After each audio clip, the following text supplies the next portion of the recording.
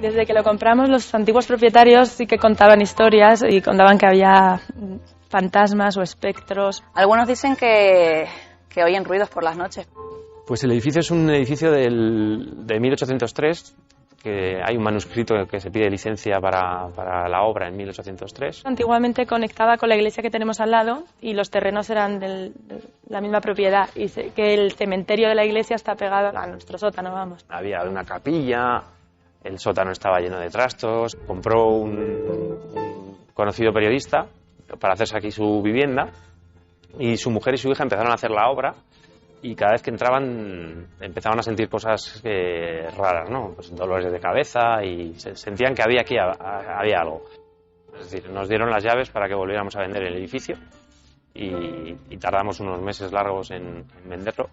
Pues al principio, cuando se estuvo haciendo la obra de rehabilitación del hostal, los obreros dejaban el ascensor. Había un ascensor antiguamente, lo dejaban por la tarde, a lo mejor estaba en la planta de arriba y no tenía electricidad ni nada. Cuando venían por la mañana estaba en la planta baja. Hubo un cliente que también nos hizo en la noche una foto a una ventana con el flash, y en la foto decía que aparecía una mujer con 2 niños ahorcados. Para el hostal de los malos espíritus. Nos habíamos enterado, y concretamente nuestro compañero Ger Pérez Campos, de esa inserción, incluso a nivel inmobiliario, y esas referencias comentando que había un lugar de difícil venta en pleno corazón viejo de Madrid. Lo que no sabíamos es que había una pareja de colegas, sobre todo él muy conocido, envueltos en esta historia, aunque precisamente el protagonista principal, digamos a nivel de celebridad, que es José Antonio Avellán, el famoso locutor, compañero en las líderes radiofónicas en otra emisora ahora, y su esposa hacen una inversión porque hay un local impresionante a un relativo bajo precio, y entonces empieza una historia que al final se acaba transformando en lo que decía este promotor inmobiliario. Tuvieron a los 3 meses sin llegar a vivir prácticamente que devolver las llaves. O sea, eso que hemos escuchado tantas veces en las películas, se fueron casi sin estar, ocurrió de verdad, y a personas de toda garantía, ¿no? Estamos hablando de un palacete que hay en la calle Cañizares, en el número 6.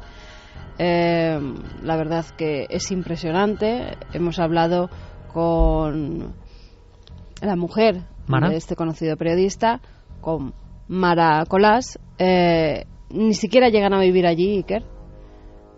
Hemos podido hablar con ella durante muchos minutos porque, como publicaba ABC, es un lugar que hoy en día es un hostal.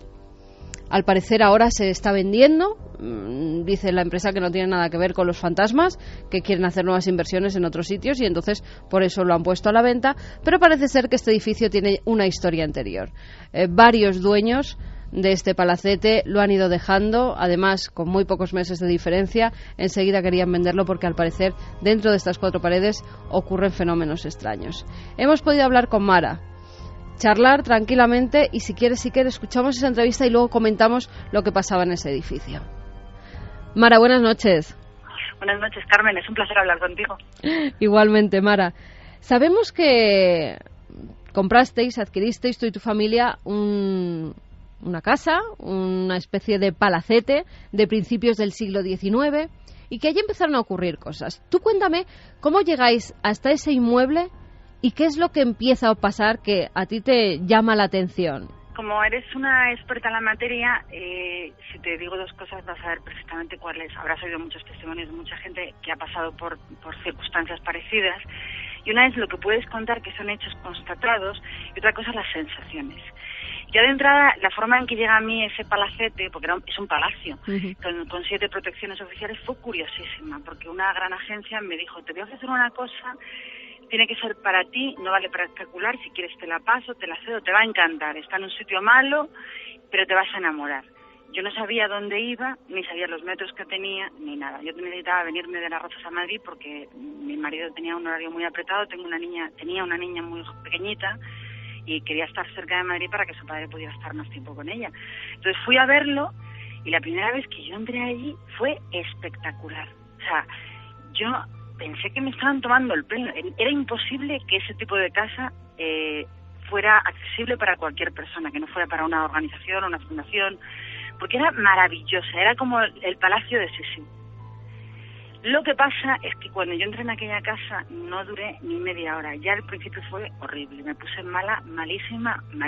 Tenía una jaqueca que era incapaz de poder ni abrir los ojos. La primera vez que yo entré en esa casa. Cuéntanos un poco, Mara, cómo era esa vivienda. ¿Tiene 2 pisos? ¿Tiene 2 plantas? ¿Hay alguna zona que te llamara la atención? La vivienda, lo que me enseñaron los dueños, que eran rarísimos, digo lo que me enseñaron porque llegué a comprar la vivienda sin ver como un tercio de la casa, pues siempre había excusas para no enseñarme cosas que luego me sorprendieron. La vivienda era maravillosa, tenía una entrada con un paso de carruajes en mármol rojo con 2 apliques de bronce de 1800 que tenían alarmas para que no se fueran robados, tenía un cristal emplomado que daba paso a un distribuidor con una consejería a la izquierda y una escalera como de baile de emperatriz. En la mitad de la escalera a tu derecha había una armadura antigua española y entrabas a un patio cuadrado, como de unos 100 metros cuadrados, que estaba pues lleno de policromías árabes alrededor, todo de mármol blanco, con una fuente en el medio, coronado por un emplomado gigantesco que daba luz a todo el interior de la casa. La parte alta era la parte principal de la casa, donde había un salón corrido increíble, o sea, con unas lámparas maravillosas, suelos de tarima de madera desgastadas, pero todavía tenía un gran esplendor la casa. Luego había un comedor que yo llamaba el comedor del baile porque era maravilloso, o sea, tenía una lámpara preciosa de cristal grandísima, de bronce con cristales, y al otro lado había como una zona yeye. Habían quitado todo el esplendor al palacio, pero estaba como yeye, como mal cuidado. Pero lo que te mantenía original, aparte de todo el subsuelo, que había los arcos típicos judíos del centro de Madrid que atravesaban y que se veía que iban hacia la iglesia de al lado y que cruzaban por la calle hacia el otro lado de Cañizares, que eso era, lo del subsuelo era una de las protecciones que tenía el palacio. Era increíble que eso pudiera. Yo pensaba, pero ¿cómo puedo acceder yo a esto? Si es algo increíble, era muy, muy singular. Claro, te llama la atención, ¿no? Que tanta belleza, un palacete tan grande de principios de siglo y el precio que no era tan caro como tú te esperabas. Eso ya te llama la atención, ¿no? Sí, a mí me dejó, es que no me lo podía creer, como no me lo puedo creer que tener tanta suerte. Pero no piensas que es por nada extraño que ocurra entre esas 4 paredes. No, lo extraño empezó poco a poco, pero vamos, en muy poco tiempo, porque yo lo tuve así con ilusión muy poquitos meses. ¿Lo adquieres y empiezan las obras? Lo compramos y a los dueños anteriores intentan venderme los muebles, yo le digo que no a una serie de muebles que había de pan de oro, de no sé qué, entonces yo le compro varias cosas, muy pocas cosas. Lo curioso es que el día que yo firmo y me dan las llaves es el día que yo veo el resto de la casa y me doy cuenta que dejan los muebles que he comprado y todo lo demás. Pero todo lo demás como si los hubieran abducido. O sea, me dejan todos los muebles que me intentaban vender, me dejan ropa, enseres, armarios, maletas. O sea, la casa como si hubieran desaparecido los dueños abducidos. ¿Y entonces qué empiezas a hacer? Me imagino que con toda la ilusión del mundo, como cuando compramos una vivienda, quieres hacer obras, quieres ponerla a tu estilo. Empiezan las obras y empiezan a ocurrir los fenómenos. Efectivamente, es que los fenómenos empezaron desde el día 1. Lo que pasa es que yo no los relacionaba. O sea, yo empiezo a pensar que todo el mundo me está tocando todo. Entonces empiezo a hacer un baño arriba en una de las habitaciones que era de 3 metros de altura, con unas escayolas preciosas. Empiezo a habilitar un dormitorio con un cuarto de baño actualizado. Entonces pongo al hermano de mi hermana a organizar esa obra y yo creo que mi cuñado me está todo el día tocando todo abajo, porque yo le regaño y él me dice, yo no toco nada, yo no bajo abajo. Y hay un despacho que me dejan que da ese patio grande central, que tienen rejas perimetrales, que era el típico despacho de mueble antiguo como castellano pesadísimo, que cada butaca pesaba 200 kilos. Bueno, pues todas las noches todo ese patio quedaba cerrado porque no vivía nadie y a la mañana siguiente las rejas de ese concretamente abiertas. 1, 2, 3, 5 veces, 7, 10. Y yo llego a un momento que me enfado, porque yo digo, pero yo no entiendo qué estoy buscando abajo, porque siempre está abierta la reja y yo lo cierro y aparece abierta, junto con una silla muy antigua que los del Corte Inglés me valoraron como del año 1800 no sé qué, que está por todos los lados la silla. Entonces mi cuñado se enfada conmigo, me dice que él no toca nada y bueno, termina la obra, cambio la cerradura del portalón de la calle Cañizares, ya está todo el mundo fuera, ya no entra nadie más que yo y permanentemente las rejas quedan cerradas por la tarde y a la mañana siguiente están abiertas. La famosa silla de 1800 y pico desapareció, nunca jamás se supo dónde estaba esa silla. Pero hay un ascensor precioso de madera de caoba muy muy antiguo, hidráulico, que todo el mundo lo ha dicho posteriormente, yo que lo he vivido en primera persona. El ascensor siempre se mueve solo. Según subes tú la escalera, el ascensor sube contigo, sin nadie. Tú te marchas de esa casa, lo dejas en la planta primera, y cuando llegas siempre, permanentemente, el ascensor está en la planta alta, en la planta de arriba. Y eso ha ocurrido, yo no sé decirte, Carmen, 30 veces, todas las veces que iba a la casa, el ascensor tenía vida propia. ¿Ya piensas que están ocurriendo cosas extrañas, que hay cosas que no tienen explicación? ¿O intentas darle una explicación a todo? Llega un momento que yo no tengo ninguna explicación, porque ya solo tengo acceso yo a la casa, entonces yo dejé de ir sola. O sea, yo iba siempre con mi hermano, quedaba con gente, porque durante un tiempo, en el proceso en que el guardés que nos dejaron en la casa, pues arreglamos sus papeles para despedirle, no sé qué, metían a una persona de mi entera confianza para que fuera abriendo las ventanas, la parte de arriba, fuera un poco organizando ese caos que había. Y la persona que yo pongo en mi confianza me dice que no se atreve a subir porque arriba hay ruidos. Claro, yo me río de ella porque está de 10 a 6 de la tarde y digo, ¿pero qué ruidos va a haber si no hay nadie, si hay un silencio? Porque es verdad que dentro de esa casa hay un silencio sepulcral, los muros son muy anchos y linda con una iglesia. Y ella me dice que está todo el tiempo sonando pisadas y ruidos arriba y que ella no se atreve.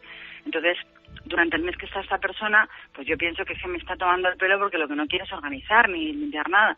Entonces, cuando esa persona se va, todo el mundo se va y la llave solo la tengo yo, empiezo un poco, sinceramente, a aterrorizarme porque me pasan 25 cosas seguidas. Empiezo a soñar, tengo a tener muy malos sueños. Por supuesto, huelga a decir que entras en la casa y el típico escalofrío de la columna en pleno verano, en pleno mes de julio en Madrid, lo tienes permanentemente. Y ha llegado un día en que tomo una decisión de no volver sola.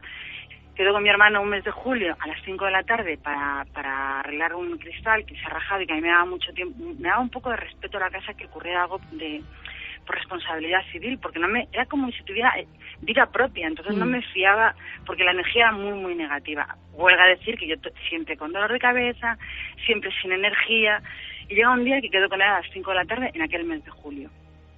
Estoy sentada en la consejería de la casa esperando que llegue mi hermano y oigo en toda la galería del rectángulo a la derecha, desde la zona noble que pasa desde el salón por delante del ascensor, cruzando el comedor hacia la cocina que estaba al final del rectángulo, un paso firme de hombre, como de un hombre alto, enfadado, que camina con un paso ligero. Entonces oigo el crujido de la madera y el retumbao de la planta alta donde yo me encuentro por toda la casa. No sé por qué, estaría yo abstraída en mis cosas, subo diciendo, es mi hermano Fernando, no sé qué, ya está buscando, no sé qué, me está revolviendo las cosas y tal. Y cuando llego al otro lado de la casa, me doy, Carmen, perfecta cuenta que estoy absolutamente sola. Claro, me entra un frío en la espalda, me di la vuelta y me fui a la calle. O sea, me fui a la calle, estuve esperando a mi hermano en la calle Cañizares para arriba y para abajo y le dije, yo no vuelvo a esta casa, mira lo que me acaba de ocurrir. Y me dijo, ¿tú no has estado ahí? Y me dijo, ¿cómo voy a estar si solo tienes llaves tú y no se las das a nadie? Y decido aquel día que, como se lo cuento a mi marido, para decirle que esa casa maravillosa de la que yo me había enamorado no la quiero ni en pintura. No quiero vivir en ella, hay una energía muy, muy negativa. No tengo explicación para los ruidos, porque otro día, estando abajo, se movió un fluorescente de la conserjería, sonó como si se hubiera caído un armario de 4 puertas, subimos arriba y estaba todo impecable, no se había caído nada. O sea, siempre oías ruidos inexplicables, pasos, golpes muy fuertes que movían la luz, cosas que se movían, las rejas permanentemente se abrían de ese despacho, solo de ese despacho, y el ascensor ya ni te cuento. Maray, hay un día en el que descubrís que también hay una especie de capilla, ¿verdad? Hay una capilla al fondo de la planta baja, en la esquina, muy maltratada, con humedad, donde hay un montón de basura en el medio, muy grande, de enseres de toda una vida, cosas de plástico, no sé qué. Y había un cuchillo de cazador con sangre, un cuchillo grande de cazador esos con sangre en la hoja. Era como, qué barbaridad. O sea, ¿cómo puede haber esto en una casa como esta? Todo era como malos augurios, porque había una chimenea arriba en la zona noble que estaba llena de cartas de los años 40. Luego había 3 bodegas en el subsuelo, una de ellas como tapiada por la mitad, que daban ganas de abrir, romper y ver por qué la habían tapiado, ¿no? ¿Qué es lo que escondía? Había una zona interior, que era un cuartito de estar, era un dormitorio y un aseo que estaba justo enfrente, en el rectángulo, enfrente a la calle Cañizares, que la parte interna de esas 3 cosas estaban bloqueadas con una puerta acorazada. Tenía 2 fichetes, una por cada lado. Entonces yo cuando cogí la casa y lo pude ver por vez primera, yo decía, ¿quién? Claro, no caí, pero yo pensaba, ¿quién puede estar tan asustado en su propia casa para estar blindado en una zona con 2 fichetes? Con lo cual, Mara, ni siquiera entráis a vivir allí, ni siquiera pernoctáis una sola noche. Uy, no, yo le dije a mi marido que yo no quería nada en esa casa, que además que yo tenía la sensación que iba a acabar conmigo, yo tenía sueños horribles, yo decía, no, es que no quiero nada. De hecho, cuando la pongo en venta, no me quedo con nada es nada. Dejo los muebles, dejo todo. O sea, y la gente me decía, pero cógete la consola de pan de oro que has comprado. Y yo decía, no quiero nada de esa casa, está todo impregnado de malas vibraciones. Tú lo tomas como una casa con entidad propia, como si esa casa tuviera vida y no quería que nadie estuviera allí, que no movierais sus cosas, como si esos mismos muebles guardaran una historia oculta que no hemos podido averiguar, porque los de la propia agencia han estado investigando en qué era ese edificio y no han llegado tampoco a muchas conclusiones. No encontramos nada, por ejemplo, está desaparecido el registro de la casa desde 1803 hasta 1927, me parece que la compra un político madrileño. No sabemos nada de quién la habitó, por qué, se supone que se hizo sobre el campo santo de la iglesia de al lado, no tengo ni idea. Lo que sí tengo, claro, que esto suena, Carmen, esto suena a loca perdida, yo no lo soy porque no soy ninguna experta en esa materia, nunca me ha pasado nada antes de la calle Cañizares y nunca después, estos últimos 10 años. Pero sí que la sensación cuando yo entraba ahí era como si 100 personas que te odian estuvieran mirando. O sea, la energía era tan negativa que por más que abrieras las ventanas yo me sentía como con aire pesadísimo. Te chupa la energía. Además, curiosamente, mi hija Saray le pasaba lo mismo. Era chiquitita, entraba conmigo, no salía de la consejería y tenía la pobrecita una ojeras y un dolor de cabeza y yo le decía, vete a jugar, que hay muchas cosas. Y me decía, no mamá, que tiene mal rollo. Me decía, y era súper pequeñita entonces. Y siendo la niña pequeña, ella llegó, porque sabes que los niños son más intuitivos, que parece que ven otro mundo, que nosotros no podemos llegar a él, ya pasada una edad. ¿La niña te comentó en algún momento si veía algo, si había, no sé, sentido algo en esa vivienda? Fíjate que no, porque yo tenía a la pequeña, pero la pequeña no pasaba de la recepción, no quería entrar, nunca quiso entrar. Y yo le decía, pues vas a vivir aquí. Y me decía, ya verás cómo no. Mira. Y de ahí no la sacaba, con el ya verás cómo no. Oye, no se equivocó. Fíjate. Yo ya no quería vivir ahí, ni dormir ahí se quedó el baño nuevo, ahí se quedó todo. Qué listos son los niños. Qué listos son los niños. Hay una iglesia al lado donde, según publica ABC, allí al parecer mataron a 7 monjes y se utilizó también como refugio en la Guerra Civil Española. ¿Tú crees que tiene algo que ver o no lo relacionas? Yo tenía 2 sensaciones. Una sensación masculina muy maligna, o sea, muy cargada de hostilidad. Esa sensación de un hombre que te está siguiendo y te está mirando, o sea, es una sensación, yo no he visto nunca nada. O sea, yo solamente he visto objetos que se mueven, golpes, pisadas, yo no he visto jamás nada. Y luego otra de víctima femenina. Entonces tienes varias sensaciones. Yo no sé si eso tiene que ver con la guerra. A un hombre que compró la casa, me parece que en el 27, se la quitaron los milicianos y fue un refugio de milicianos que aprovecharon para matar a los monjes de al lado. Pero yo tengo la sensación de que el secreto de esa casa es anterior. De hecho, en el patio hay un sumidero, pues yo te diría de 50 o 60 por 60, que es una losa que levantas y de un sumidero que cae al subsuelo del Madrid antiguo, que recuerda que pasaban muchas aguas por abajo de Madrid, que estaba entero excavado. Pues una vez tiramos una piedra, hoy te asustaba. Y yo le decía a mi hermano, madre mía, qué barbaridad, tú ahí tiras un niño entero y cae para abajo, o sea, y nadie lo encuentra nunca, porque era un sumidero brutalmente grande. Con lo cual, vete tú a saber los secretos y lo que esconde esa casa. Pues Mara Colás, 1000 gracias por tu testimonio, de verdad. 1000 gracias, Mara. Carmen, un abrazo muy fuerte para ti y todos tus oyentes.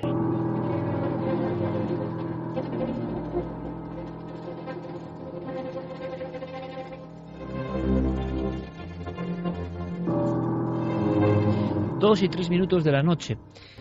Esta era la conversación, fragmentos de alguna forma de una gran conversación que hemos colocado aquí entre 2 mujeres que además con mucha complicidad han desarrollado una historia, sobre todo, claro, Mara Colás, que yo quiero felicitarle personalmente porque como, claro, es una profesional también del medio, sabe contar, pero cómo lo vivía, cómo lo transmitía, lo vivido.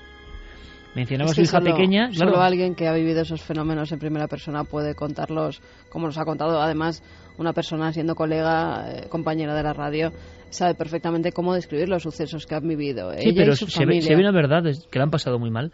Mencionaba a la niña pequeña que precisamente, yo no sé, porque por cuestiones de horario no puedo seguir ese programa tan célebre que es La Voz, pero que participaba en el programa, creo, sí. la chica, una chica joven, que era pequeña en el momento que ocurre todo esto y que, claro, esto es y que hablaba 2001. Claro, y hablaba con su madre diciendo, verás cómo aquí no vamos a vivir. Pero luego hemos visto, por supuesto, de inmediato que os ha parecido.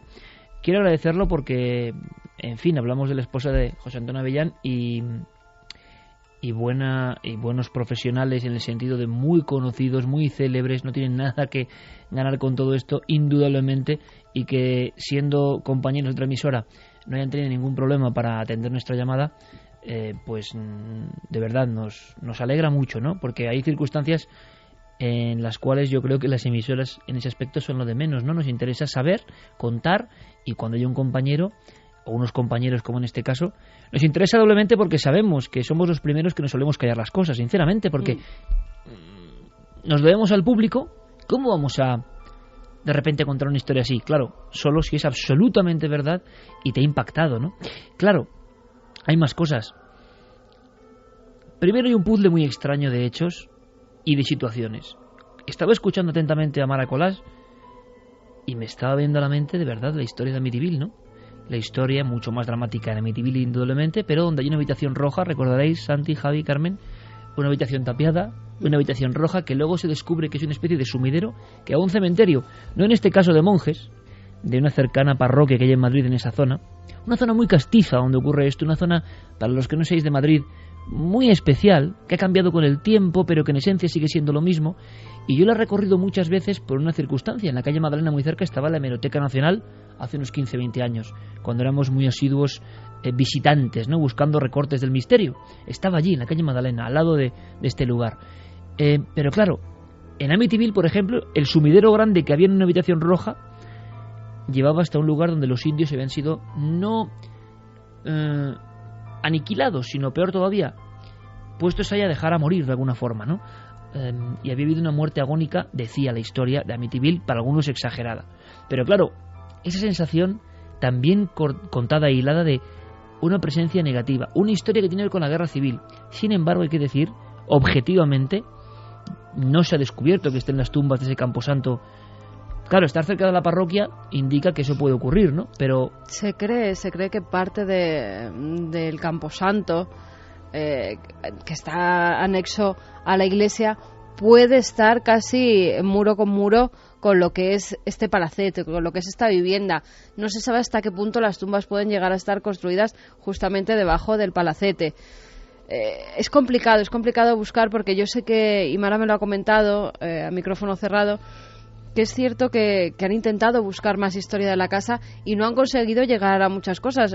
Muchas veces porque los propios de la inmobiliaria han encontrado sí algunos planos y algunos documentos, pero no del todo. No han llegado a cerrar la historia 100%. O sea, no se sabe cuándo un propietario la adquiere, cuándo es vendida, si ha pasado algo, si ha habido un asesinato. No se tiene información de esa vivienda, con lo cual es todavía más extraño. A las 2:07, Fermín Agustí, compañero, buenas noches. Fermín. Buenas noches, Iker. Me comentabas simplemente... Santi, Javi, ¿qué opináis? Porque hay otro elemento. Mira, yo he tenido sueños muy raros hoy precisamente. O sea, eso pasa y uno no lo puede controlar, ¿no? Sueños que te vienen, que te van, que seguramente para los más seguidores de la fisiología tienen que ver con algo que pasa en tu organismo, en tu pensamiento. A veces yo creo que no tiene nada que ver con nada de eso. Una imagen que te impacte, una historia que te impresione. Pero ¿cuántos testigos? Hay dos factores. La sensibilidad especial de las mujeres, no me cabe la menor duda. Si fuera Avellán el que claro, que vivió poco allí, o no vivió, claro, no le dio tiempo, claro. Que Mara era la que estaba constantemente pues viendo las obras que se estaban llevando a cabo. Imagínate si llegan a vivir y a dormir.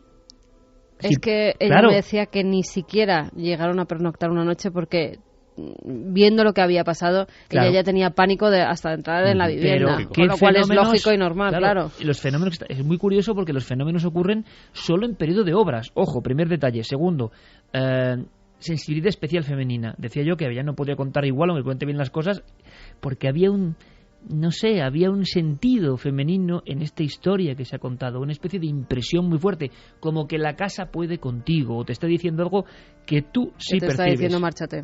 Exactamente, que te está diciendo márchate, como en Amityville, la famosa historia de ese reverendo que va a exorcizar la casa, y que él dice, y lo dijo, y pusimos aquí la grabación, que solo oía márchate, ¿no? Márchese, fuera, una voz, ¿no? Cuando llega allí. Y luego hay otro factor, ese de los sueños, ¿no? 3 patas importantes. Al mismo tiempo, aunque no se pernocte en la casa, se está trabajando, está uno vinculado a ella con las preocupaciones de una casa, y en el otro domicilio, en Las Rozas en este caso, uno está recibiendo una información onírica que a veces desechamos como diciendo son sueños y no valen de nada, pero que igual nos están indicando algo, ¿no? En fin, es un caso en pleno corazón de Madrid que rescatamos para todos vosotros, con voces, ponemos voces a todo lo que contaba hoy ABC. Nuestra obligación es, como no, Milenio 3, Cadena SER, contaros todo lo que está pasando y, si es posible, ser los primeros en contarlo y que lo disfrutéis o sobrecojáis. Elementos curiosísimos de historias que se repiten una y otra vez. Pues la verdad es que el caso es tan rico, es tan lleno de detalles, de matices, que se me han ocurrido tantas cosas que comentar que voy a tener que dosificarme. La primera, voy a empezar por lo que has sugerido tú, lo de los sueños. Mira, una de las lecturas de juventud que más me marcó fue precisamente la interpretación de los sueños de Freud. Y la tesis de Freud, que quien no se haya leído el libro es un poco denso, pero como está repleto de casos propios, de casos tratados en su consulta, pues eso lo hace más ameno y sobre todo te va demostrando la tesis que él quiere darte. Es muy curiosa y viene muy a cuento. Freud termina diciendo que básicamente los sueños se alimentan, la inmensa mayoría, de lo que ha percibido tu inconsciente en las últimas 24 o 48 horas. Cosas de las que no has sido ni siquiera consciente, que no han traspasado el umbral de la percepción, y sin embargo tus sentidos, no solo los 5 sentidos físicos, a lo mejor también otros sextos sentidos las han percibido, y probablemente esos sueños inquietantes, esos sueños que ella definía como horribles, que no quiero ni imaginarme en qué podrían consistir, pues después de pasar una jornada que a lo mejor, pues aparte de estos hechos inexplicables, pues ella estaba con sus obreros, pues con su cuñado, pues oye, lo que es una ama de casa que está preparándose un nuevo hogar, muy atareada, sobre todo un hogar de esas dimensiones y de esa envergadura. Pues a lo mejor no estuvo pendiente de muchas cosas que por su visión periférica, por la parte inconsciente de lo que oyó, por sensaciones que fueron apenas un atisbo, al final se realimentaban por la noche y le venían a visitar simplemente casi como un grito de su inconsciente diciéndole cuidado que te estás metiendo en un sitio peligroso. A mí me parece es un caso lleno de prototipos, desde luego, y he tenido que apuntar algunas de esas vivencias que nos contaba Mara. Por ejemplo, me llama mucho la atención ese hecho también que parece propio de película de terror, de un piso, de un edificio demasiado barato para lo que es. Eso clásico donde los hay. Y habitado por una familia bastante extraña, por lo que me comentaba. Claro, además no es muy normal que vendas ese palacete a tan bajo precio y encima con todos los muebles de época que hay dentro, que eso ya si la misma familia... Es ganas de deshacerse de eso. Es ganas de salir corriendo de ese lugar, de deshacerse de todo. Decía Mara, es que dejaron hasta las maletas. Es que yo cuando llego con las llaves me encuentro que la familia parece que la han abducido de la casa y que se han ido ellos solos porque han dejado completamente todo. Dice, hasta lo que no le compré yo de muchos muebles no quería saber nada porque no me gustaban, porque no quería colocar así la casa. Dice, y es que me dejaron todo, hasta sus maletas. No sabía lo que ocurría allí. Es que había detalles, perdona, que había detalles que parecían de aderezo. O sea, eso que ha contado del cuchillo de monte con sangre seca en la capilla, o sea, eso no se le ocurre a un director de arte de una película de terror ni pensándoselo mucho. Claro, y muebles además que ellos reciben en la casa cuando ellos llegan a vivir, pero ¿desde cuándo llevarían allí? Porque eran muebles que parecían casi del principio, es decir, ¿cuántas familias se habrán marchado de allí dejando todos los enseres que luego pues se encuentra Mara? Porque parece ser que el inmueble data de 1802 aproximadamente, y es curioso que en los últimos 10 años se haya intentado vender hasta 4 veces. Y también sería interesante, desde luego es difícil, ¿no?, por lo que nos decía Carmen y Mara, pero corroborar eso del sótano y de los posibles enterramientos, porque varios de los trabajadores que han estado varias noches en ese lugar hablaban precisamente del sótano como un lugar bastante inquietante, y sin embargo en las fotografías que podemos ver tampoco parece un sótano de película, ¿no? Que te incite a salir de allí corriendo. Está bastante cambiado. Parece ser que con las obras que han hecho siendo un hostal lo han cambiado bastante, porque cuando ellos entraron a hacer las reformas eso no estaba así. Había 3 bodegas que eran como los subterráneos y era completamente diferente. Ahora parece que hay como una zona de bar, lo que han hecho el hostal, y eso ha cambiado radicalmente, me comentaba Mara. Además, fíjate, ellos al cabo de los meses por fin logran venderla a un hombre francés que la compra, y Mara me comentaba que iba a hacer una exposición de muebles antiguos y modernos, y que ni siquiera llega a hacer esa exposición, que adquiere la casa, la tiene durante 9 meses, no llega a vivir dentro de la casa y se va también como ha llegado. Es como una casa que no se deja poseer, ¿no? Ni habitar. Y luego, entre el racimo de clásicos, la clave la ha dado Santiago Camacho, una vez más, en estos aspectos de hasta qué punto el nuevo caso aporta cosas que ni siquiera la ficción puede llegar a ellas. Ahí está el marchamo de la verosimilitud, ¿no? Cuando uno inventa entre comillas, inventa porque lo ha vivido, lo describe, lo ha sentido así, y sin embargo es una creación nueva respecto a lo que ya conocíamos.